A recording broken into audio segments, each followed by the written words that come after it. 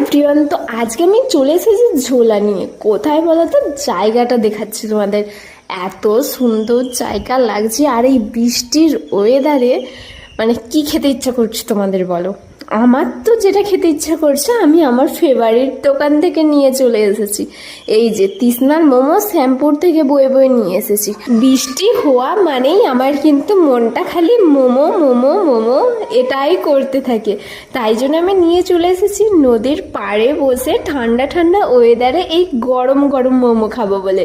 আর budget অনুযায়ী মোমোর quality size নিয়ে কোনো কথা হবে না। আর স্যুপটাও কিন্তু সেই লেভেলের খেতে। এখন কোথায় বসে আছি আশা করি তোমরা গেস করে নিয়েছো। আমি বসে আছি গাদিয়ার সেলফি জোনের কাছে, ওই যে দূরে লঞ্চ ঘাট দেখা যায়। তো এরকম ওয়েদারে নদীর পাড়ে বসে, আর এই যে সন্ধে নেমে গিয়েছে, এই মুহূর্তটা এতটা সুন্দর লাগছে। আমি তো এই মুহূর্তে গরম গরম স্যুপ এনজয় করছি। আর তোমাদের কার কার আমার ভিডিও ভালো লাগলো অবশ্যই জানিয়ে যেও। টাটা।